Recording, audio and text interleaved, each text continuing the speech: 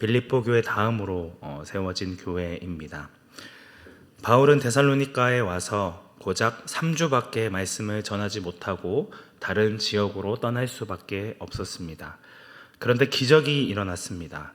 짧은 시간 복음을 들었음에도 불구하고 이방인이었던 데살로니가 사람들이 우상을 버리고 살아계신 하나님을 섬기며 예수님이 다시 강림하게 될 것을 소망하게 된 것입니다.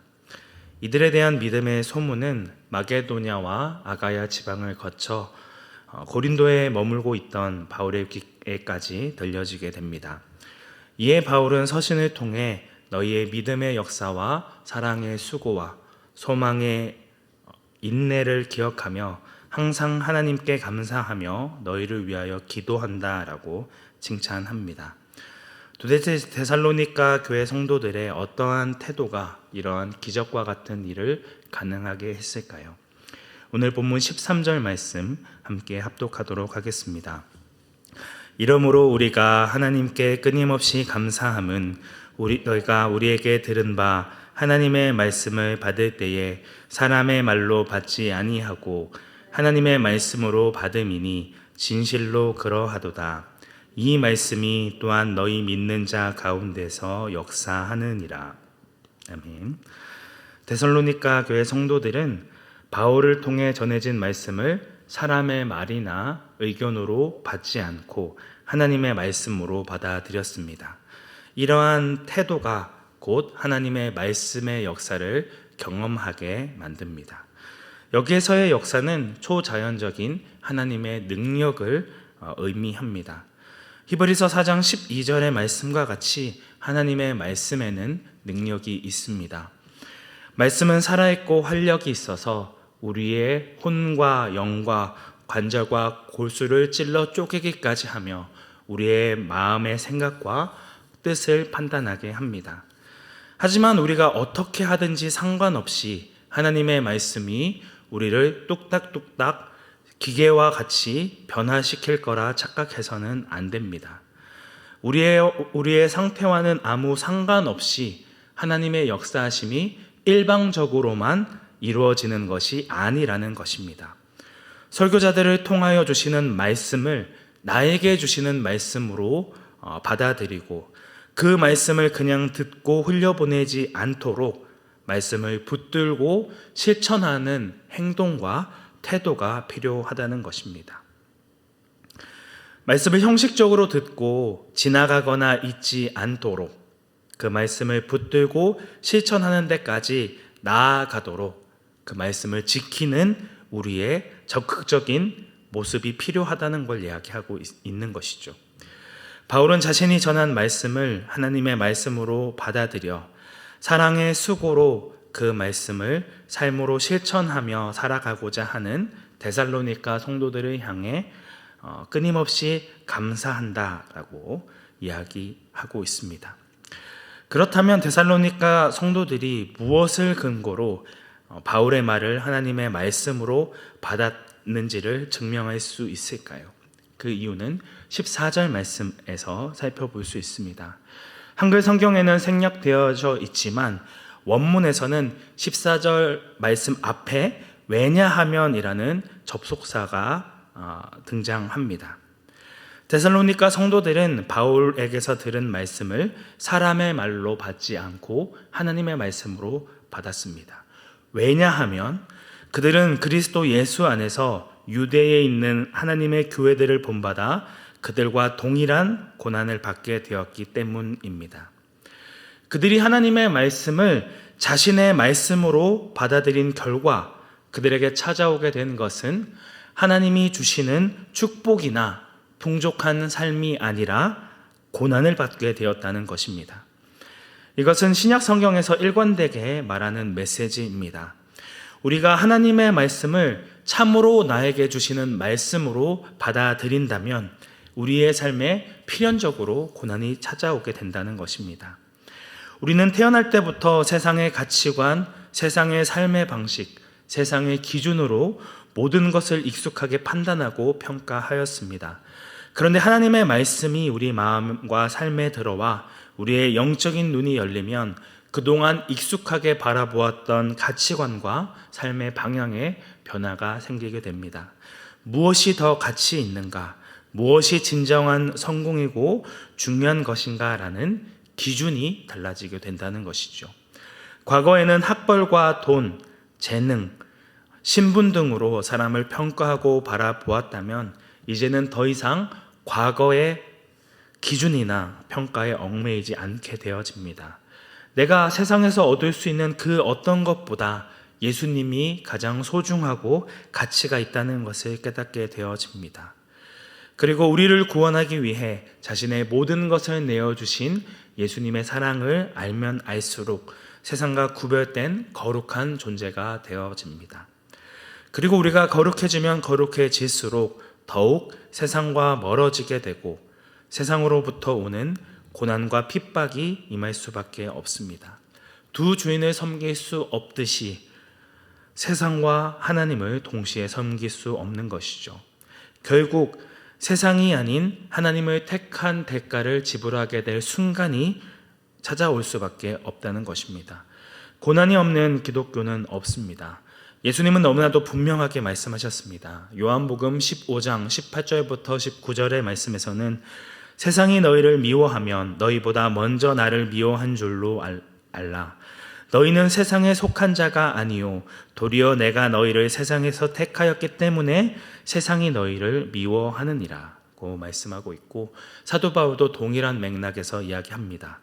디모데후서 3장 12절 말씀에서 무릇 그리스도 예수 안에서 경건하게 살고자 하는 자는 박해를 받으리라 이야기하고 있고, 로마서 8장 16절부터 17절까지 말씀에서는 성령이 친히 우리의 영과 더불어 우리가 하나님의 자녀인 것을 증언하나니 자녀이면 또한 상속자 곧 하나님의 상속자요 그리스도와 함께한 상속자니 우리가 그와 함께 영광을 받기 위하여 고난도 함께 받아야 할 것이니라고 말씀하고 있습니다. 하나님의 말씀을 쫓아 하나님의 백성으로 거룩하게 살아가는 길은 결코 쉬운 길, 편한 길이 아닙니다. 만일 그 길을 따르는 길이 쉬운 길이었다면 누구나 그 길을 찾아갔을 것입니다. 하지만 예수님께서는 그 길은 좁고 협착한 길이요 찾는 이가 적은 길이라 말씀하셨습니다. 세상의 눈으로 볼 때에는 저게 무슨 복이냐라고 이해할 수 없는 삶의 순간도 분명히 지나가게 되어질 것입니다. 그럴 때에 우리는 흔들리지 말고 믿음으로 잘 서 있어야 합니다. 우리가 하나님을 섬기고 교회를 섬길 때에 우리 영혼을 공격하는 대적 사탄 마귀가 있다는 것을 잊지 말아야 한다는 것이죠. 이 사탄 마귀는 우리를 어떻게 공격할까요? 내가 한 일은 헛된 것이다. 내가 아무리 노력하고 애써도 이 모든 것은 아무런 의미가 없다라고 공격합니다. 바울에게도 이러한 사탄의 공격이 있었습니다. 하지만 바울은 오늘 본문 1절 말씀에서 우리가 너희 가운데 들어간 것은 헛되지 않은 줄을 너희가 알고 있지 않느냐라고 반문하고 있습니다. 사도 바울과 그 일행들은 15절과 16절에 등장하는 유대인들에게 고난과 능욕을 당하였습니다. 그들은 주 예수와 선지자들을 죽였을 뿐만 아니라 이방인들에게 담대하게 하나님의 복음을 전하는 바울과 그 일행을 대적하며 구원을 얻지 못하도록 방해하였습니다. 이는 하나님을 기쁘시게 하는 일이 아니며 하나님의 분노를 사는 행위임을 말씀하고 있습니다. 이러한 계속되는 유대인들의 핍박과 환난 중에서도 바울은 전혀 주눅들지 않고 2절의 말씀과 같이 하나님을 힘입어 많은 싸움 중에 하나님의 복음을 전하고 증거합니다. 이어지는 3절부터 6절까지의 말씀에서 사도 바울은 하나님의 말씀을 성도들에게 어떻게 가르쳤는지에 대해서 이야기합니다. 그가 전하는 말씀에는 간사함이나 부정함이나 속임수가 전혀 들어가지 않았고 탐심의 탈을 쓰거나 아첩하는 말을 하지 않았으며 하나님이 전하라고 위탁하신 생명의 말씀, 하나님의 복음을 온전히 전하려고 애썼습니다. 또한 그 과정 가운데서 사람을 기쁘게 하려 하지 않고 오직 하나님만을 기쁘게 하고 하나님만을 영화롭게 했다고 자기의 사역을 돌아봅니다. 바울과 그의 일행들은 두 가지의 상반된 모습으로 데살로니가 성도들에게 하나님의 말씀을 증거하였습니다. 가장 먼저 바울은 유순한 엄마의 마음으로 그들을 품었습니다. 7절부터 8절까지 말씀 함께 합독하겠습니다. 우리는 그리스도의 사도로서 마땅히 권위를 주장할 수 있으나 도리어 너희 가운데서 유순한 자가 되어 유모가 자기 자녀를 기름과 같이 하였으니 우리는 그리스도의 사도로서 마땅히 권위를 주장할 수 있으나 도리어 너희 가운데서 유순한 자가 죄송합니다. 제가 똑같은 말을 했네요. 8절 말씀입니다. 우리가 이같이 너희를 사모하여 하나님의 복음뿐 아니라 우리의 목숨까지도 너희에게 주기를 기뻐함은 너희가 우리의 사랑하는 자 됨이라. 여기서 말하는 유모는 다른 누군가의 아이를 기르는 사람이 아니라 엄마를 의미합니다. 엄마가 자기 자녀를 기르는 것과 같이 너희를 양육하고 돌보았다라고 하는 것입니다. 유순하다는 것은 어떠한 의미입니까? 고집스럽고 어려운 아이라 할지라도 엄마는 포기하지 않고 섬세하게 자녀를 돌보고 배려합니다. 때로는 화가 나기도 하고 속이 터질 때도 있지만 결코 자기의 자녀를 포기하거나 내버리지 않습니다. 왜 그렇습니까? 사랑하기 때문에. 내 모든 것을 다 내어주어도 아깝지 않을 내 사랑하는 자녀이기 때문에 힘들고 어려워도 배려하고 따뜻함을 잊지 않을 수 있습니다. 사도 바울은 이러한 어머니의 유순함으로 너희 영혼들을 대하였다 이야기합니다. 하나님이 주시는 사랑이 아니면 도저히 감당할 수 없는 사랑으로 너희를 세심하게 돌보고 배려했음을 강조하고 있습니다. 그렇다면 사도 바울이 무조건 유순한 마음으로 그들을 품어주기만 했을까요? 그렇지 않습니다. 11절 말씀 함께 합독하겠습니다. 너희도 아는 바와 같이 우리가 너희 각 사람에게 아버지가 자기 자녀에게 하듯 권면하고 위로하고 경계하노니. 바울은 너희 각 사람에게 아버지처럼 권면하고 위로하고 경계하였습니다. 이 일은 한 사람 한 사람에게 똑같이 필요합니다. 그리고 서로 다른 각 사람에 맞추어서 다르게 접근하게 되어집니다. 하나님의 말씀을 모르는 자에게는 권면함으로, 좌절하고 낙심한 자에게는 위로함으로, 거듭 하나님의 말씀에 불순종하는 자에게는 경계함으로 다가간다는 것입니다. 권면이 무엇입니까? 옳은 것을 익혀 행함에 이르도록 반복해서 가르치는 것입니다. 이 권면의 핵심은 반복해서 가르쳐서 행하도록 돕는 것입니다. 자녀를 기를 때에 좋은 습관이 몸에 배게 하기 위해서는 몇 번 정도 가르치면 될까요? 정말 수도 없이 반복해서 가르쳐야 합니다. 사랑하는 자녀가 행동에 이를 때까지 지치지 않고 꾸준히 반복하여 가르쳐야 한다는 것이죠. 그렇게 살려고 하다가 실패했을 때 낙심하지 않도록 붙들어주고 지지해주고 위로하는 것도 필요합니다. 그럼에도 권면을 받아들이지 않고 불순종할 때에는 엄한 경계가 필요합니다. 지금은 알아듣지 못하고 상처를 받는 것 같아도 때로는 엄하게 교훈해야 할 순간이 찾아오게 된다는 것이죠. 이것이 아버지에게 요구되어지는 역할입니다. 자녀 교육은 엄마의 유순함만으로는 충분하지 않고 아버지의 교훈과 경계, 권면이 함께 있어야 한다는 걸 이야기하고 있는 것이죠. 사도 바울은 왜 스스로를 희생하고 깨트려 가면서도 다루기 어려운 영적인 자녀인 데살로니가 성도들에게 어머니의 마음으로 유순하게 대하였습니까? 무엇 때문에 아버지의 마음으로 권면하고 위로하며 때로는 엄한 경계의 모습을 보입니까? 12절 말씀에 답이 있습니다. 이는 너희를 부르사 자기 나라와 영광에 이르게 하시는 하나님께 합당히 행하게 하려 함이라. 사도 바울은 하나님의 백성들을 핍박하고 박해하였던 원수와도 같은 사람이었습니다. 구원받을 자격이 전혀 없음에도 하나님께서는 그를 당신의 나라로 부르시고 당신의 백성에 합당한 영광을 입혀주셨습니다. 하나님의 무조건적인 사랑과 은혜로 아무 값없이 거저 은혜를 베풀어 주셨습니다. 그 사랑과 은혜를 먼저 받은 자로 그는 하나님을 알지 못하는 이방인들을 찾아가서 하나님의 복음을 전하였습니다. 이방인들에게 하나님의 말씀을 전하고 선포하여 하나님의 백성으로 합당한 자의 삶을 살 수 있도록 영적인 어머니의 마음으로, 때로는 아버지의 마음으로 그들을 양육하고 돌보았습니다. 이를 위해서 그는 그리스도의 사도로서 마땅히 권위를 주장할 수 있으나 권위를 드러내지 않고 사랑으로 그들을 섬겼습니다. 8절 말씀에서는 우리의 목숨까지도 너희에게 주기를 기뻐한다라고 이야기하며 9절에서는 너희 아무에게도 폐를 끼치지 아니하려고 밤낮 일하면서 하나님의 복음을 전하였다 이야기합니다.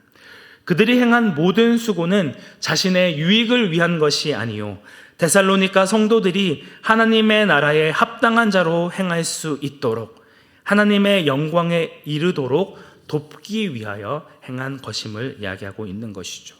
사랑하는 성도 여러분, 오늘 본문에서 계속 반복되어지는 단어가 있습니다. 너희가 이미 알고 있다라고 이야기하고 있죠. 1절과 2절, 5절 말씀에서 너희가 우리의 사역을 알고 있고 보지 않았느냐 반문하고 있습니다. 9절 말씀에서는 우리의 수고와 애쓴 것을 기억하라고 이야기하며 10절에서는 우리가 너희 믿는 자들을 향하여 어떻게 행하였는지 거룩하고 옳고 흠없이 행하였음을 너희가 보지 않았느냐라고 묻고 있습니다. 너희가 우리의 사역의 증인이요 하나님도 우리의 증인이라 이야기하고 있습니다.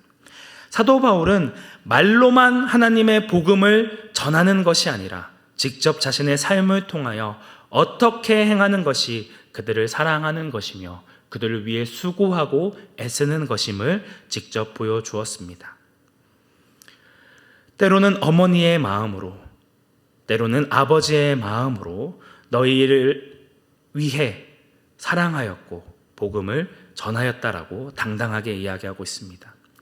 내가 너희에게 보여준 사랑을 아는 너희는 핍박과 환난이 있음에도 내가 걸어갔던 그 좁고 협착한 길, 예수 그리스도를 따르는 길을 걸어가라고 말씀하고 있는 것이죠. 사랑하는 성도 여러분, 우리도 사도 바울이 보여준 모습으로 그리스도 안에서 한몸된 지체들을 섬기고 사랑해야 합니다. 먼저 하나님의 사랑을 알게 된 자로서 아직 하나님의 사랑을 알지 못하는 자들이 하나님께 합당히 행할 수 있도록 그들을 권면하고 위로하고 때로는 권계해야 한다는 것이죠. 이러한 사랑에는 수고가 따르게 됩니다. 사도 바울이 그러했던 것처럼 자신의 권리를 내려놓는 희생과 수고가 애씀이 필요하다는 것이죠. 오늘 우리는 어떻게 살아가고 있습니까? 예수 그리스도를 따름으로 받는 환난과 핍박 가운데서도 나보다 연약한 자들이 말씀으로 바르게 세워지도록 그들을 사랑으로 섬기는 수고를 하며 삶으로 믿음의 본을 보이고 있습니까? 아니면 내 한 몸 건사하기도 바빠 다른 영혼들을 섬기는 일은 뒷전이요 겨우 신앙생활을 유지하고 있습니까? 오늘 본문의 사도 바울과 같이 먼저 주님의 사랑을 알고 주님의 말씀에 반응한 영적인 어머니와 아버지로서 믿음이 연약한 자들을 돕고 사랑으로 섬기는 온사랑교회 성도님들이 되시기를 주님의 이름으로 축복합니다. 함께 기도하겠습니다. 은혜가 충만하신 하나님 아버지, 하나님께서는 우리를 영적인 아버지로, 영적인 자녀로 불러주셨음에도 불구하고 우리는 여전히 내 한 몸 건사하지 못하고 또 연약한 모습으로 나아가고 있음을 회개하며 다시금 주님 한 분만을 붙들기 원합니다. 사도 바울이 유순한 마음으로 아버지의 마음으로 그들을 전심으로 사랑하고 하나님의 복음을 전하였던 것처럼 우리 역시도 먼저 하나님의 사랑을 알게 된 자로서 하나님의 사랑을 알지 못하는 자들에게 전심을 다하여 하나님의 말씀을 증거하고 전하는 저희들이 되어지기 원합니다. 삶으로 그들에게 사랑의 삶이 무엇인지를 보여주는 증인이 되어지기 원합니다. 우리의 연약한 삶을 붙드시고 인도하여 주셔서 온전히 주님의 말씀을 전하는 거룩한 주의 자녀로 세워 주옵소서. 우리의 유일한 구원자 되시는 예수님의 이름으로 기도드립니다. 아멘.